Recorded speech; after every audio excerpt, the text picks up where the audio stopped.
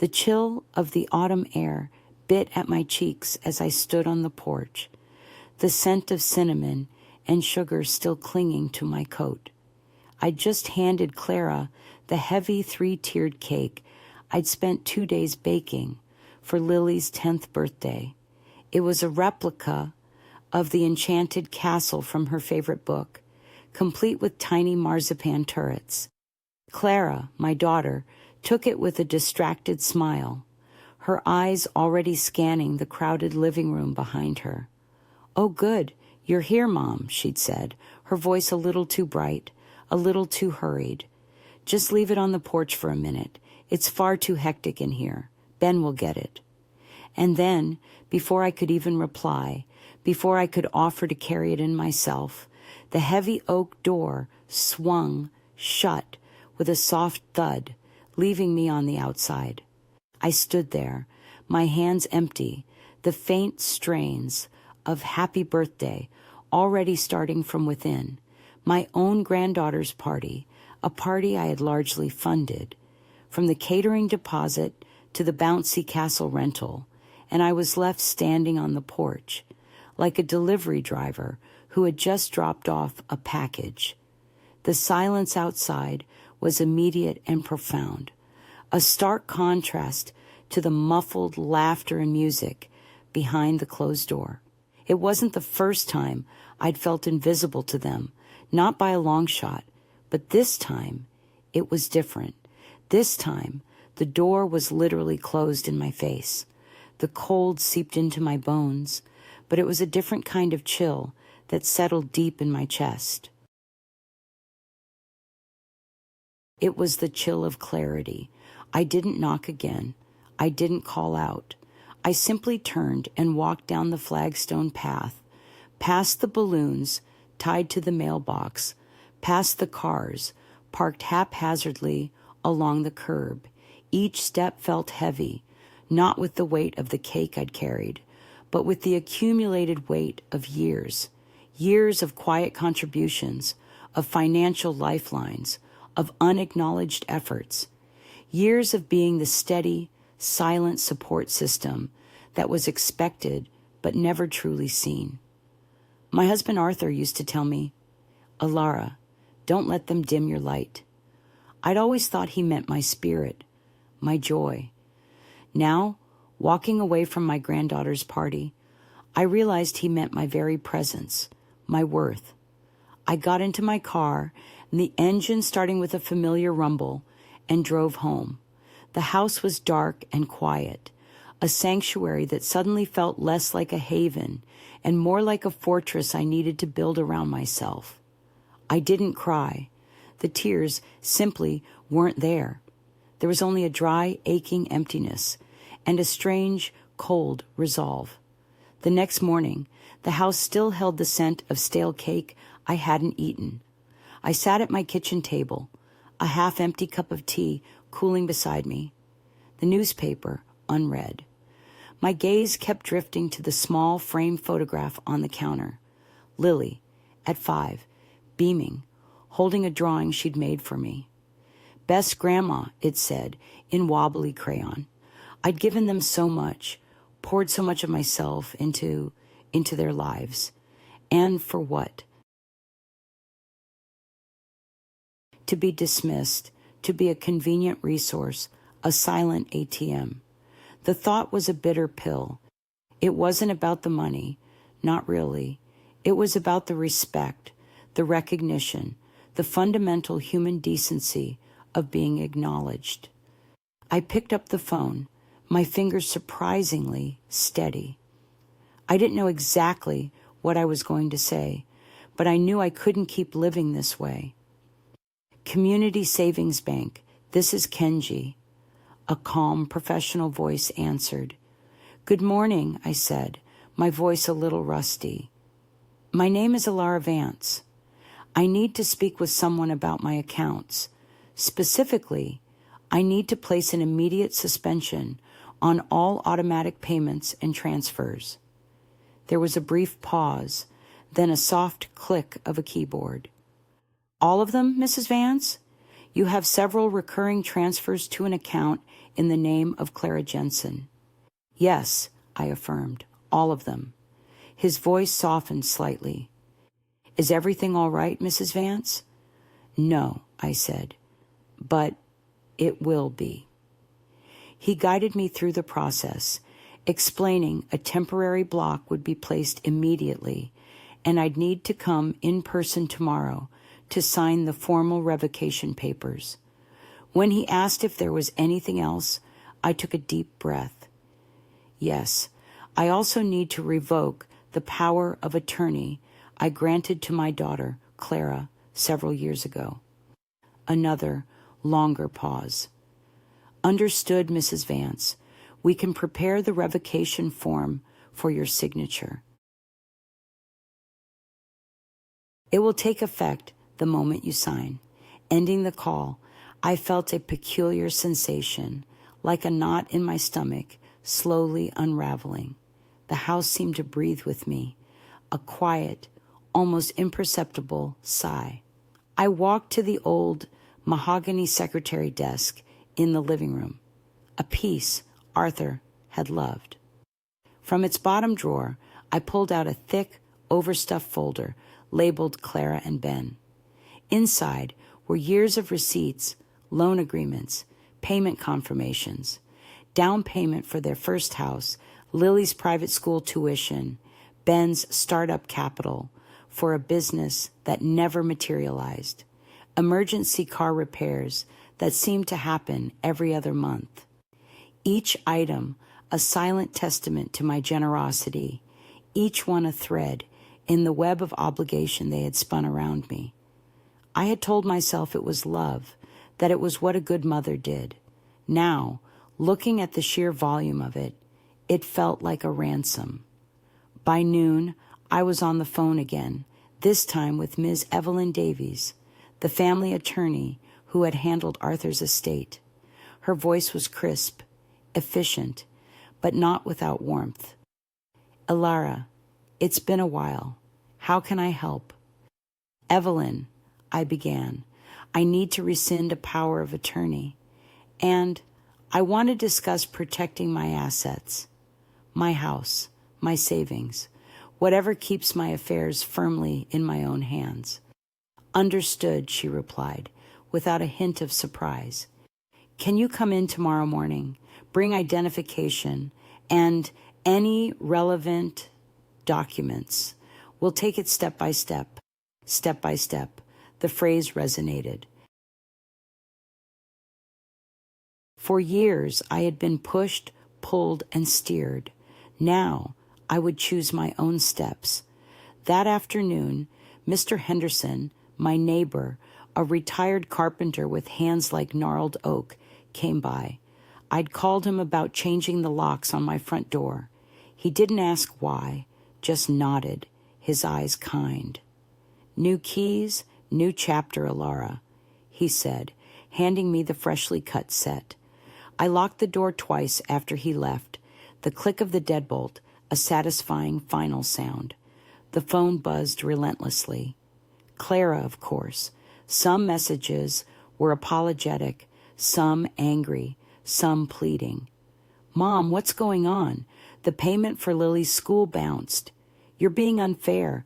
Think of your granddaughter. I placed the phone face down on the counter. The house was quiet, save for the gentle hum of the refrigerator. At 4:00, I made myself a cup of Earl Grey, carried it to my favorite armchair by the window, and simply sat. The sunlight streamed in, illuminating dust motes dancing in the air. I looked at the front door, solid and newly secured. It felt like a line drawn. On one side, the woman who bent, who yielded, who signed away her strength. On the other, the woman who was finally saying no. That night, I slept. Not deeply, not fully, but without the familiar knot of dread in my stomach. It was the kind of sleep that comes after a hard decision, where your mind tells you you did what had to be done. Clara arrived the next morning, her usual cloud of expensive perfume preceding her. She knocked, then rattled the doorknob, clearly forgetting or refusing to believe that the lock had changed. I opened the door only as far as the security chain allowed. "Mom," she began, her smile tight, a practice performance. "I thought I'd come help you. You must be exhausted after all that excitement yesterday." "Excitement," I repeated, my voice flat. Her eyes flickered to the chain. "Why is the lock different?" "Because I wanted it different," I replied, my voice steadier than I expected. She laughed, a brittle, humorless sound. "You don't need to shut us out. Ben is terribly upset. He says you've misunderstood." "No," I interrupted. "What I understand is that I baked a cake for my granddaughter's party, largely paid for by me, and you told me to wait outside. You closed the door on me, Clara." Her smile vanished completely. "Do you really want to make a scene? Think of what people will say. Do you want to drag the whole family through this?" I unlatched the chain just long enough to take the small, apologetic-looking box of pastries she held, then closed the door again, gently but firmly. "I will sign nothing but the truth, Clara." I heard her sharp exhale before her heels clicked back down the walkway. The pastries were still warm, but I left them untouched on the counter. Bread couldn't mend what had been broken for years. By afternoon, a social worker from Elder Services, Ms. Anya Sharma, called. "Mr. Kim had flagged my recent bank activity and my revocation of power of attorney as potential indicators of financial vulnerability, a standard protocol. She was kind, her voice empathetic. "Mrs. Vance, we just want to ensure you're safe and making these decisions under your own volition. We can help you file a temporary protective order if you feel pressured or threatened." A protective order. The words felt heavy, formal. "Is it a very public process?" I asked. "It's mostly paperwork initially," she explained, "but it sets clear boundaries. It can prevent direct contact for a short period, giving you space." Space. That was what I craved. The phone buzzed again that evening, messages piling up like dead leaves. Clara. "Mom, please answer." Then, "You're making this worse." Then, "I need you to say it was an accident." The words shifted from pleading to commanding. The same old dance. I didn't answer. Instead, I wrote each one down in a small notebook, my hand steady. Evidence, not conversation. The quiet of the house wrapped around me. It was the first night in years I hadn't waited for the phone to ring with demands. I made a pot of vegetable soup, not because anyone was coming over, but simply because I wanted it. I ate slowly, the spoon scraping the bowl, the rhythm calm, unhurried. At 9, I walked through the rooms, checking locks, touching walls. The house had never felt more like mine. I stopped by the front door, my hand on the newly secured lock. I whispered into the silence, "Thank you," not just to the lock, but to myself for finally holding firm. When I lay down, I realized something. The fear wasn't gone, but it had shifted. It was no longer the fear of what Clara and Ben might do. It was the fear of facing myself, of finally saying no after decades of yes. I turned onto my side, pulled the quilt to my chin, and let the new kind of silence settle in. That night, I dreamed not of being shut out, but of standing tall. Hospitals have a smell that never leaves your memory. Bleach and antiseptic mixed with something human you can't quite name. I knew it before I walked in, but the moment it reached me, I was carried back to Arthur's last days. The thought nearly turned me around at the sliding doors. Still, I went in. Ms. Sharma, the social worker, met me in the lobby. Clara had been admitted after a panic attack, apparently triggered by the bank freezing her accounts. Ms. Sharma explained that Clara was requesting to see me. A nurse led us down a corridor lined with pale green walls. Clara lay in a narrow bed, her face pale, eyes red-rimmed. She looked less like a woman of 38 and more like the girl I'd once comforted after a scraped knee. For a fleeting second, I felt the old instinct to rush to her side, to smooth her hair, but instincts can betray you. She opened her eyes, saw me, and her lip trembled. "Mom, you came." "I came to hear what you'd say," I answered, my voice even. "It was stupid," she whispered. "All of it. Just a misunderstanding. You don't want to ruin my life over an accident, do you?" I stood at the foot of her bed, my hands resting on the cool metal rail. Always a barrier between us. "You closed the door on me, Clara. You dismiss me. That wasn't an accident." Her jaw tightened. "Ben's right. You're confused. We should handle this privately. Don't make it a social worker matter. Families don't do that to each other." "Families," I repeated, my mouth dry, "don't use their mothers as an ATM. Families don't shut them out of their granddaughter's party." She shifted, wincing. "If you keep this up, we'll lose everything. Lily's tuition, the loans. I can't do it without you." I felt a pang at my granddaughter's name, but I steadied myself. "Then you'll learn too. You and Ben both. I won't lie for you, Clara. Heal your panic. I'll heal my dignity." For a moment, she looked at me with something close to fear. Then she turned her face to the wall. I left without touching her. On my way out, Ms. Sharma caught up to me. "Mrs. Vance, if you'd like to formalize the protective order, we can arrange for a police officer to take your full statement tomorrow." "I've already spoken with Mr. Kim and yourself," I said, "and I'll speak again. I want it on record." Ms. Sharma nodded, not surprised. Perhaps she'd seen too many mothers covering for their children. Outside, the air was sharp with winter. I pulled my coat tighter and walked slowly across the parking lot. The hospital lights glowed behind me, sterile and bright. Ahead, the dark trees of the avenue felt truer, kinder.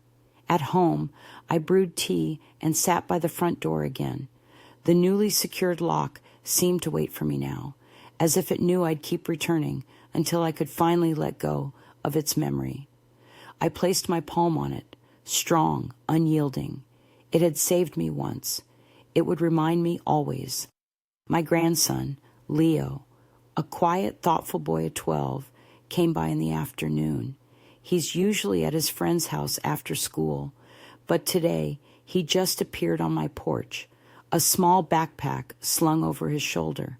"Grandma Alara," he said, his voice soft, "Mom and Dad are really mad. They say you're being mean." I invited him in, offering him a glass of milk and cookies.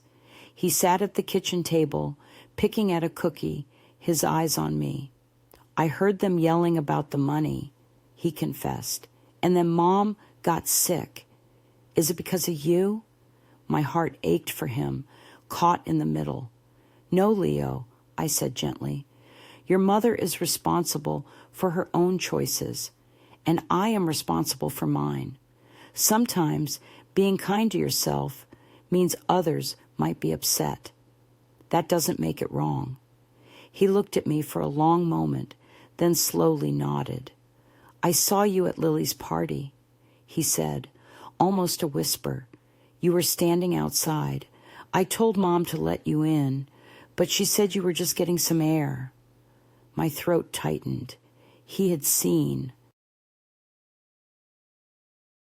He had truly seen. "Thank you for seeing me, Leo," I said, reaching across the table to squeeze his hand. He gave a small, shy smile. I believe you, Grandma. That evening, Officer Miller came by. He was younger than Ms. Sharma, but his demeanor was serious. I showed him the footage from the small doorbell camera I'd installed a few months ago after a package went missing.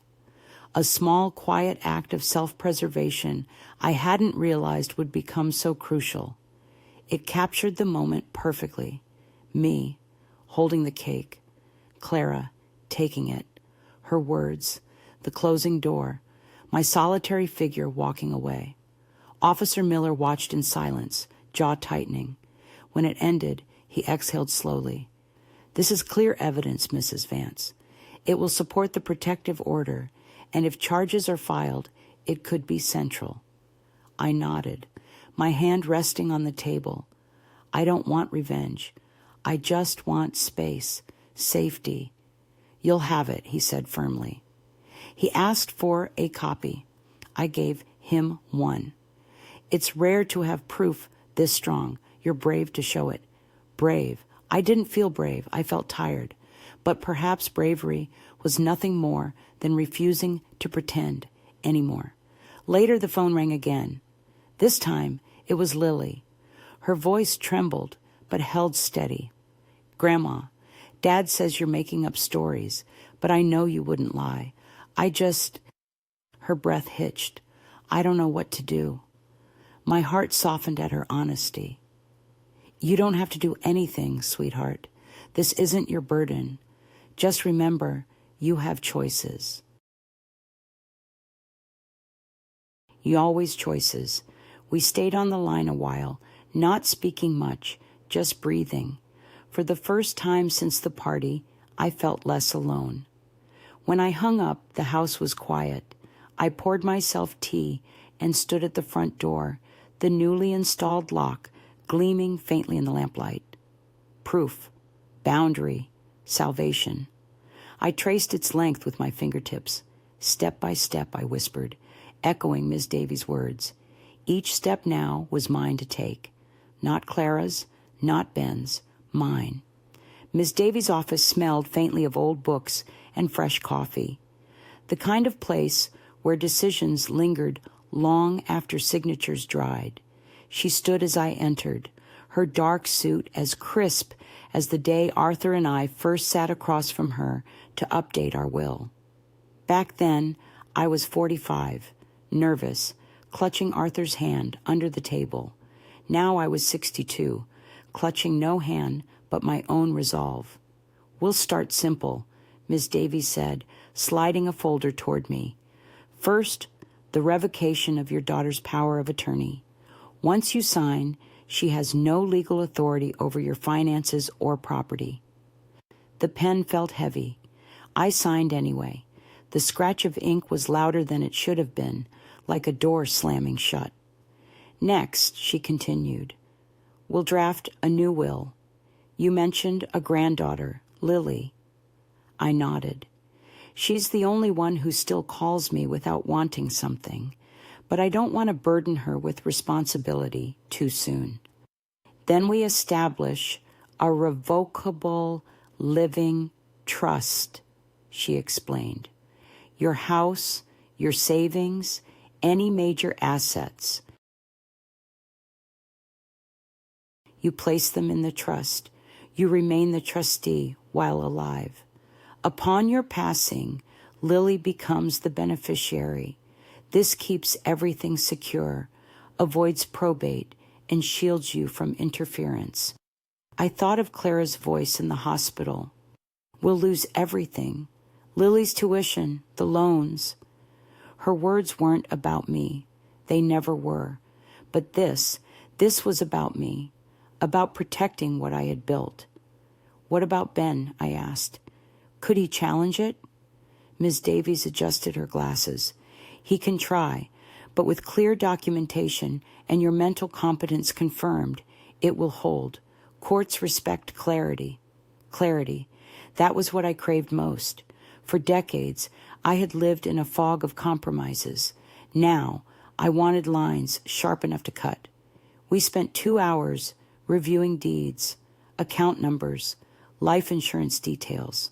I handed her the folder I'd carried for years, thick with receipts and proof of every time Clara and Ben had leaned on me. She flipped through, shaking her head. "You've been far more generous than most parents, Alara. Too generous." "I thought generosity would bring closeness," I said quietly, "but it only bought distance." She closed the folder gently. "It's not too late to choose differently." When I left, the late afternoon sun cast long shadows across the sidewalk. In my purse rested a stack of unsigned drafts waiting for my final review. I felt lighter, not because the weight was gone, but because I'd finally set it down where it belonged. At home, I brewed chamomile tea and sat at the kitchen table, papers spread before me. My hand brushed across the trust document, the words revocable and living catching my eye. Living. That was the point, wasn't it? To live, not just to survive under the grip of someone else's needs. The phone buzzed. A message from Clara. "Mom, please stop. We can fix this if you just sign the papers. Don't drag outsiders into it." I placed the phone face down without answering. Outsiders. As though lawyers and social workers were strangers meddling, not protectors ensuring I wasn't erased. In the evening, I walked to the front door, placed my hand on the new lock. It no longer felt only like rescue. It felt like a line I had drawn. On one side, silence and submission. On the other, a voice, mine, and for the first time in years, I intended to keep speaking. Mr. Henderson arrived again with his toolbox that clattered like bones. He touched the doorframe that had been chipped by Clara's frantic rattling, pressed against the wall, and shook his head. "Loose hinges," he muttered. "Could have given way if you hadn't secured that deadbolt." "Lucky woman." "Not luck," I said quietly. "Stubbornness." He chuckled without asking for explanation and set to work. By the time he was done, the doorframe was repaired. The hinges tightened, stronger than it had been in decades. I ran my hand along it. Solid, dependable, a partner in a way, when flesh and blood had failed me. I asked Mr. Henderson to install brighter lights on the porch, too. "Falls happen fast," he said, nodding approvingly. "Light helps." His words sounded practical, but they carried a weight he didn't know. For me, the light wasn't just for my feet. It was for my life. After he left, I brewed tea and carried it to the table where a stack of papers still waited. The trust drafts, the revocation forms, the protective order.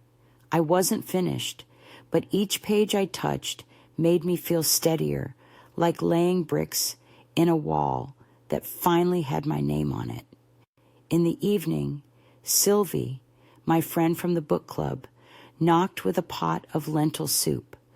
"I heard Clara's been difficult," she said gently, "and then the ambulance. Are you all right?" I considered brushing it off, but something inside me refused. "No," I said simply, "but I will be." She placed the soup on the counter and squeezed my hand. "You're stronger than you look, Ilara. Don't let anyone tell you otherwise." Her kindness was so quiet, it nearly undid me. I thanked her and ladled out a bowl. The soup tasted of time and care, two things I had not tasted in years. Later, I pulled out an old notebook and began listing everything Clara and Ben had tied me to. Automatic transfers, shared credit accounts, house repairs that were never finished. I crossed them out one by one, a small act of reclaiming space. Every slash of the pen was like a breath. When I finished, I closed the notebook and walked through the house. Each room felt different now, not because the walls had changed, but because I was finally seeing them without the fog of obligation. The quilt on my bed was mine. The dishes in the cabinet were mine. The silence was mine. I stopped at the front door, the new lock gleaming faintly under the new light. I placed my palm on it, feeling its steady strength. Once it had kept me from being shut out, now it kept me from forgetting. I whispered into the quiet, "This house is mine. My life is mine." And for the first time in decades, the words didn't feel borrowed. They felt true. The family court building smelled faintly of dust and old paper, the way only government buildings do.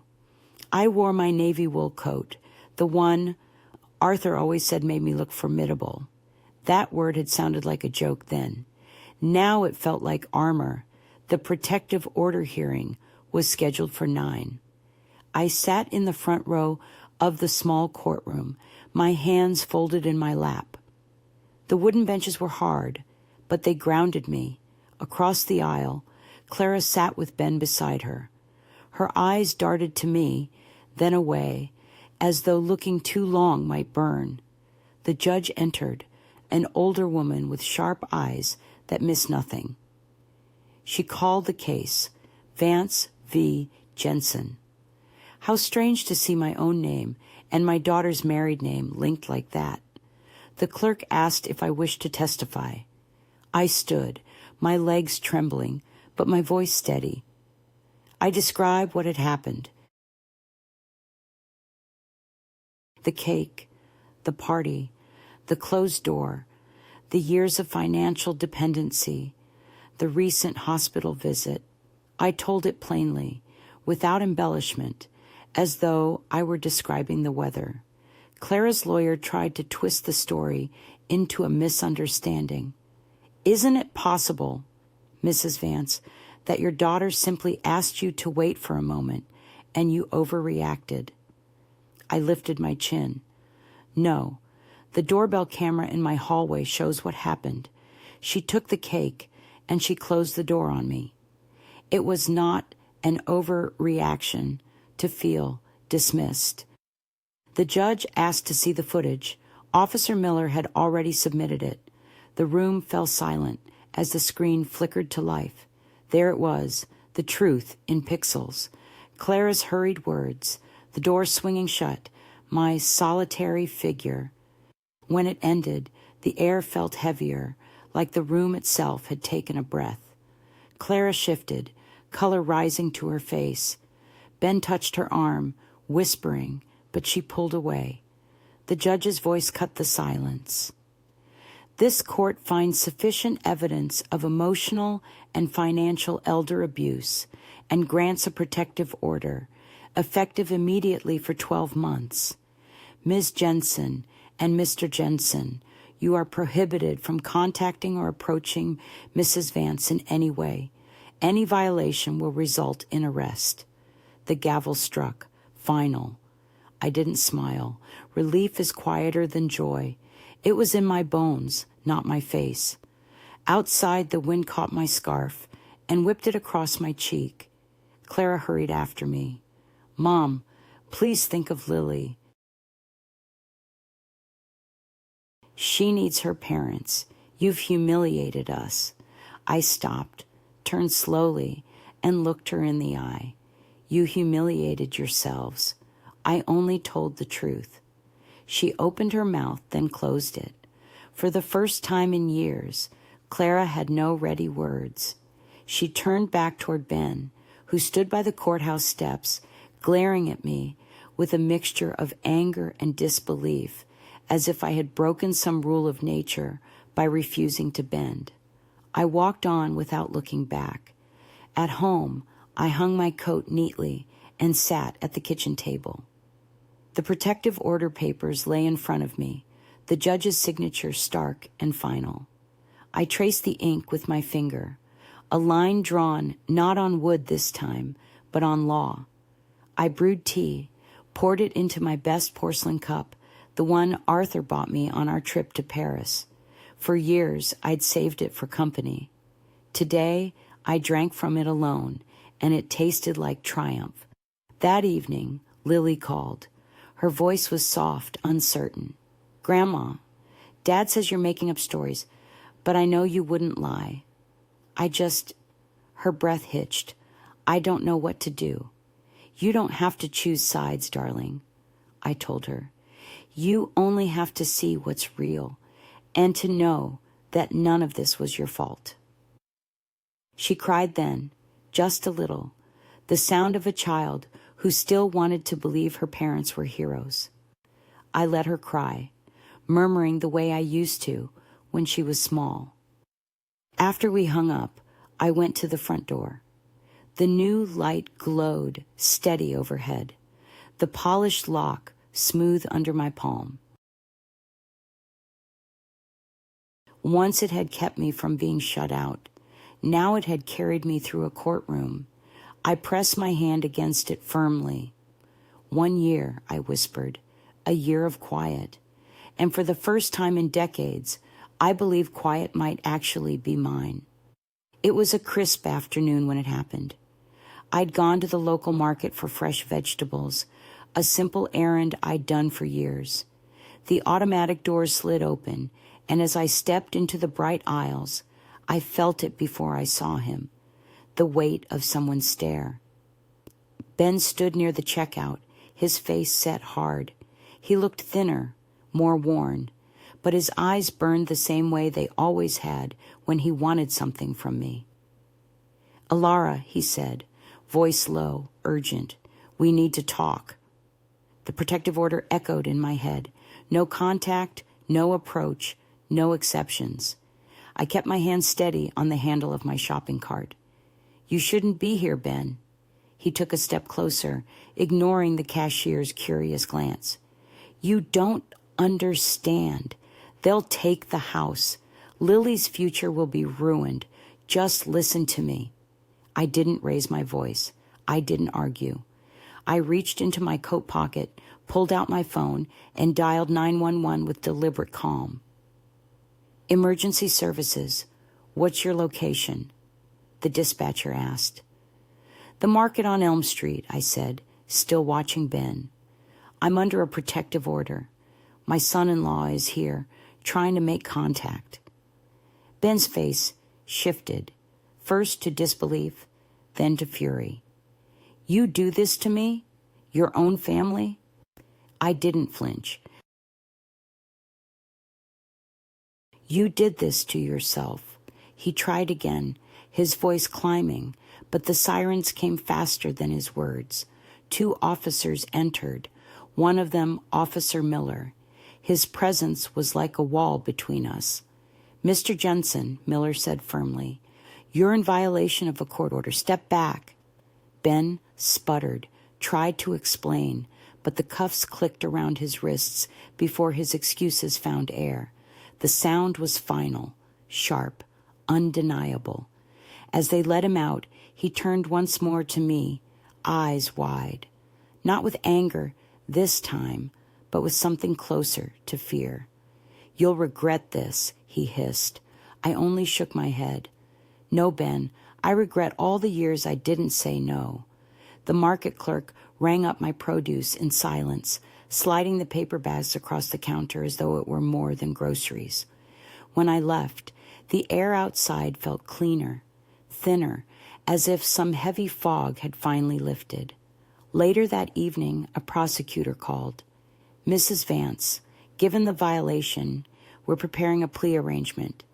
Mandatory counseling, continued no contact, restitution for any of your expenses. Would you be willing to support this?"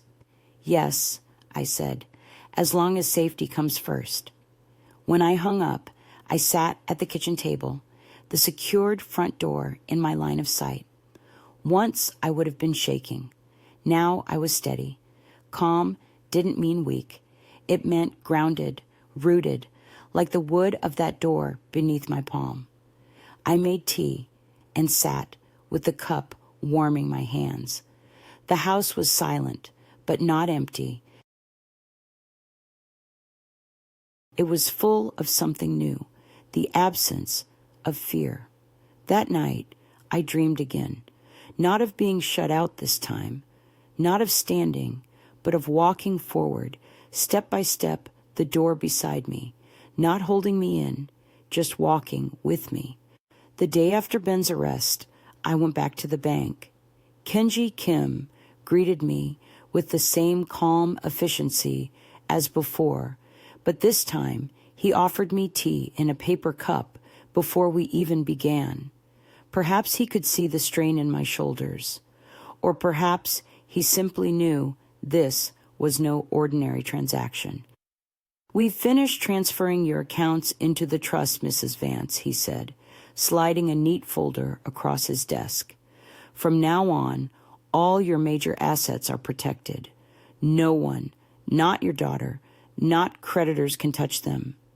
I ran my hand lightly over the folder. For years, I had signed papers that tied me tighter to Clara and Ben's needs. Now, one by one, I was cutting those ropes. Kenji continued. "We've also closed the joint credit lines and removed all authorized users. The only cards active now are in your name alone." "Good," I said, my voice firmer than I expected. "I'd like one more account, a small one, separate for things I want, not things I'm told I need." His smile warmed. "Of course, we'll call it your Discovery Fund, if you'd like, for new experiences." The name caught me off guard. Discovery? When was the last time I had thought of money in that way? I nodded slowly. "Yes, that's exactly what it is." By noon, the paperwork was signed, the cards ordered, the balances secure. As I left the bank, I felt lighter, as though I'd set down a heavy sack I hadn't realized I was carrying. At home, I spread the documents across the kitchen table, each page a shield. I brewed tea, sipped slowly, and let the silence hold me. The phone buzzed with new messages, not from Clara or Ben, they had no right now, but from Ben's mother, Lillian. Her words were sharp, frantic. "You've destroyed them. You don't know what you're doing. They'll lose everything because of you." I didn't reply. I'd spent decades patching their holes with my own fabric. Now those holes were theirs to mend or to widen. Later, I sat with my notebook again. On one page, I listed all the payments I'd ever made for Clara and Ben. Mortgages, tuition, repairs that never came. The list stretched on and on, a river of ink that had nearly drowned me. On the opposite page, I wrote 3 words: no more debts. That evening, I allowed myself something small from the Discovery Fund, a special edition art book I'd eyed at the bookstore for months. Arthur would have loved it. I sat by the kitchen window, turning the thick, glossy pages.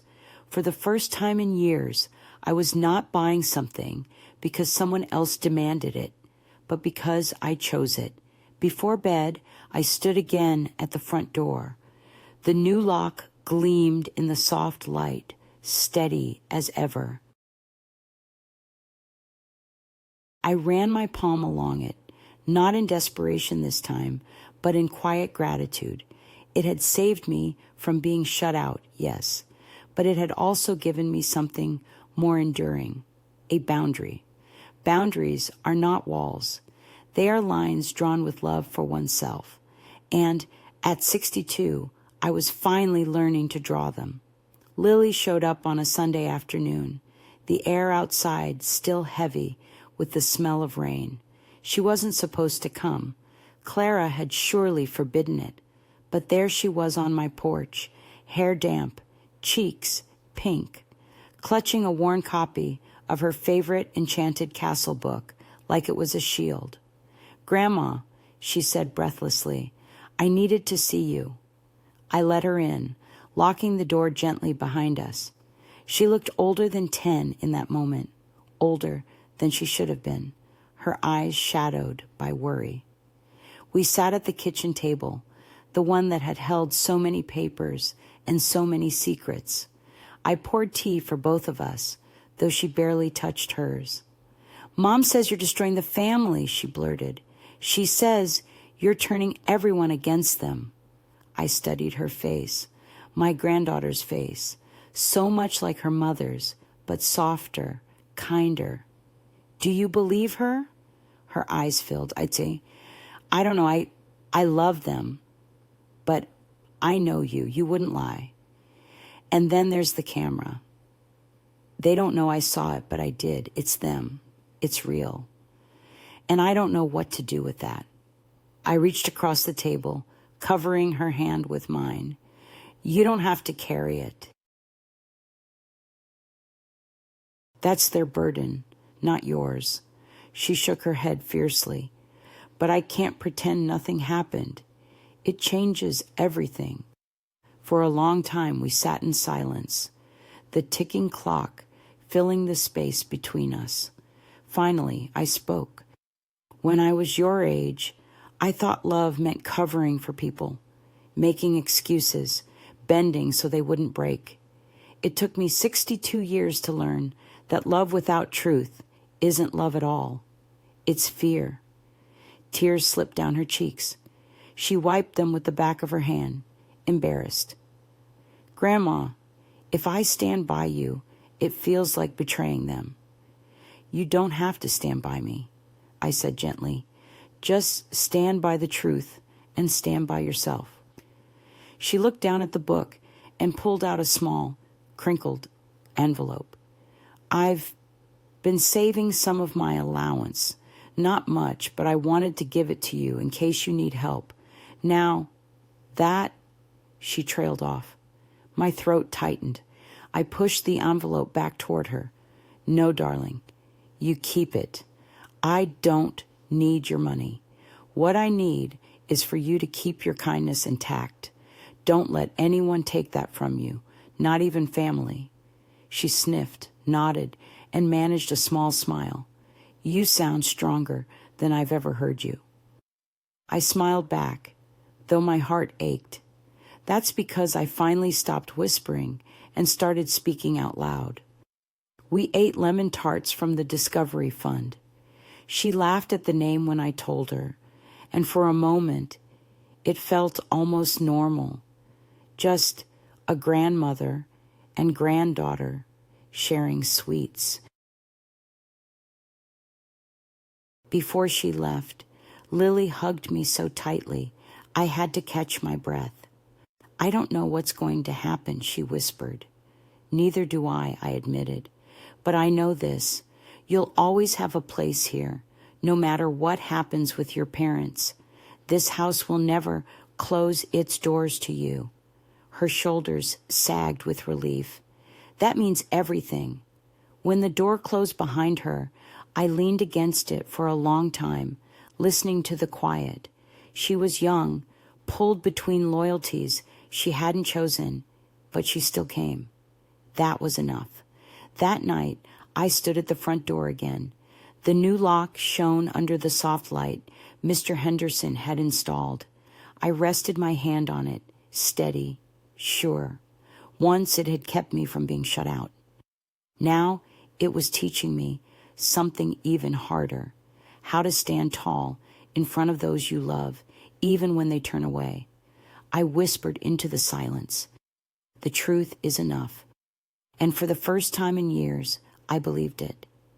The weeks after the hearing stretched into a rhythm I had almost forgotten, my own rhythm. I woke when I pleased, not when the phone rang with another demand. I ate what I wanted, not what someone else insisted was convenient. The house, once a cage of obligations, became quiet again. Like a shell, I could finally hear myself inside. Mornings began with tea and the newspaper. I'd circle articles that interested me, then clip them and paste them into a notebook. A silly habit, maybe, but it gave me purpose. On Wednesdays, I went to the library for the community poetry group. I hadn't written a verse in years, but the women welcomed me like I'd never left. We talked about metaphors, not money, about rhythm, not receipts. No one asked me for anything except another line. I started walking again, too. Slowly, at first, just to the park and back. My joints protested, but the air tasted clean, unfiltered by panic. Sometimes I stopped by the local bakery and bought a single scone, still warm, and ate it on a bench by the pond.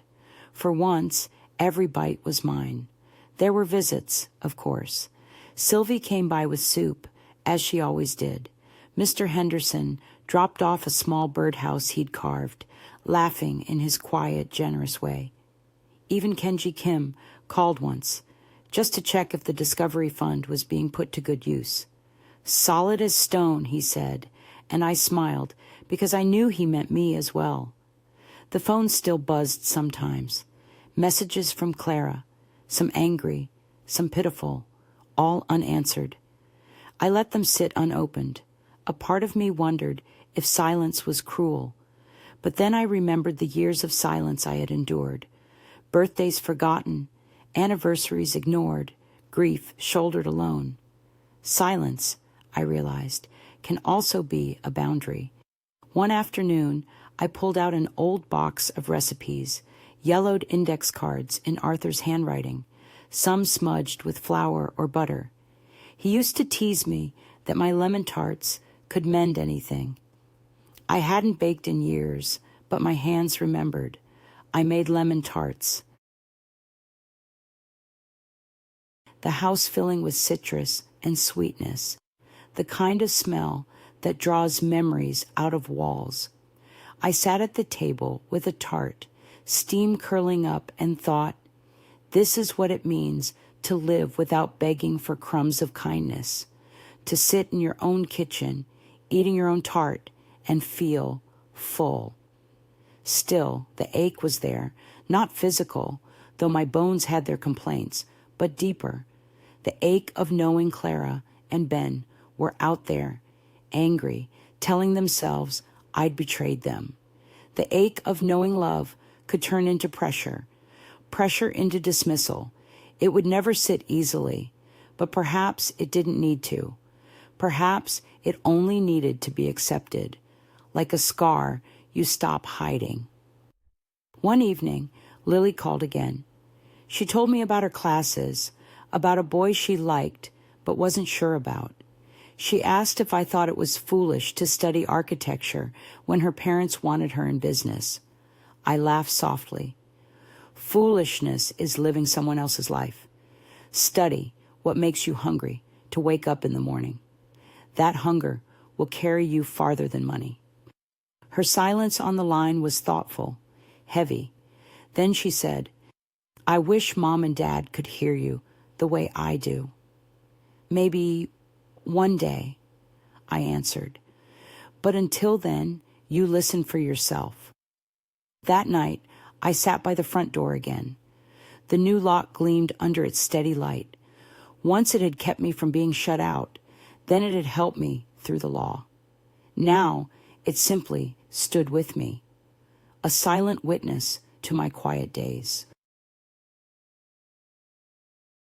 I pressed my palm against it and whispered, I was never just someone's cushion. I am still a Lara. The words settled in the house like another piece of furniture, something that belonged. And in the hush that followed, I realized I was no longer waiting for anyone to fill the silence. The silence itself was enough. The courthouse again, different day, different hearing. This time, it wasn't just about keeping Clara and Ben away. It was about what came next. The prosecutor explained the plea arrangement. Restitution for my out-of-pocket costs, mandatory counseling, a full year of no contact with automatic extension if they slipped again. The word slipped made me shiver. I thought of the closed door, the party, my solitary figure. But this was a different kind of slip, one I no longer had to cushion. I sat straight, hands folded in my lap, while Clara's lawyer read her statement, regret, confusion, promises to do better. Ben sat beside her, face pinched, lips pressed so tight they nearly vanished. He didn't speak once. When the judge asked if I wanted to address the court, I stood. My legs trembled, but my voice did not. I'm not here for revenge. I'm here for safety, for the right to live in my own home without fear and to use my own name without someone else's hand on it. The judge nodded. And do you accept the agreement, Mrs. Vance? I do, I said, on one condition, that the boundary remains clear. No exceptions. Her gavel struck once, the sound sharp as a crack in ice, so ordered. I walked out, without looking at Clara or Ben. I didn't need to. The law had spoken louder than any argument we could have had. Outside, the sky was pale blue, stretched thin like porcelain. I breathed it in, the air of something finished. Not everything was over, not the ache, not the memories. But this chapter was closed. Clara brushed past me on the steps, her perfume sharp, her words sharper. You've ruined us, Mom. We'll never forgive you. I turned to her, calm as stone. Forgiveness isn't mine to beg for anymore. She faltered, perhaps expecting anger, then hurried after Ben, her heels clattering against the pavement. For the first time, I didn't feel small watching them leave. I felt level, steady. That evening, I went home and brewed tea in the porcelain cup Arthur bought me long ago. I carried it to the front door, sat on the small bench I kept there, and looked at the new lock. Its surface gleamed under Mr. Henderson's new light, strong and sure. I reached out, let my fingers trace the metal. This lock had been my anchor, my witness, my boundary, and now it was my reminder. Dignity is not something given. It is something claimed. I finished my tea in silence, set the cup aside, and whispered to the house, "It's done." The walls held the words steady and true. The house was quiet when I woke that morning. Not the anxious silence of years past when I strained to hear the phone ring or the car in the driveway, but a calm quiet, like a pond at dawn. I shuffled into the kitchen, boiled water, and brewed tea in the porcelain cup Arthur had given me on a trip long ago. Steam rose in thin curls, and I thought, this right here is peace. I carried the cup to the front door. Sunlight streamed through the front windows, catching the polished lock Mr. Henderson had secured. It gleamed golden, warm against my hand. I lingered there a while, palm pressed to metal, remembering the night it had saved me. Without it, I would have remained outside, my story ending on a cold porch instead of carrying me here. That lock was more than metal and screws now. It was a line, a promise, a symbol of the boundary I had finally claimed. Sylvie came by around noon with fresh scones, fussing over me the way she always did. I laughed with her and sent her home with half the batch of lemon tarts I'd baked the day before. Later, Mr. Henderson stopped in, his voice booming as he recounted local news. "You're a new woman, Alara," he declared, giving my door a friendly pat. And for once, I didn't brush it off. Lily arrived in the evening. She came alone, shoulders squared, eyes thoughtful. We ate soup together at the table, and she told me about her classes, about the boys she liked, about her dreams of traveling to Italy to see architecture she'd only studied in books. She hesitated when she spoke of her parents, voice softening. "Mom still won't say your name without anger," she admitted. I reached across the table and squeezed her hand. "That's her battle, not yours." Her eyes filled, but she nodded. I'm glad you're still you, Grandma. Stronger, maybe, but still you. After she left, I tidied the kitchen, humming softly. It had been years since I'd hummed to myself without realizing it. That night, I sat once more at the front door. The lock glowed in the lamplight, smooth and steady. I laid my hand on it and thought of all the stages it had carried me through. Dismissal, survival, truth, law, peace. Each time it had been there, a silent partner. I spoke aloud, not to anyone, but to the house, to myself, to the years behind me. I am still Ilara, not just a mother, not just someone's cushion, not someone to be handled or hushed. I am mine. The words did not echo. They simply settled into the air, into the wood of the door, into the walls that had witnessed so much. I went to bed early, pulling the quilt up around my shoulders. For the first time in decades, my last thought before sleep was not worry, not dread, not wondering what would be asked of me tomorrow. It was simple. Tomorrow I will bake.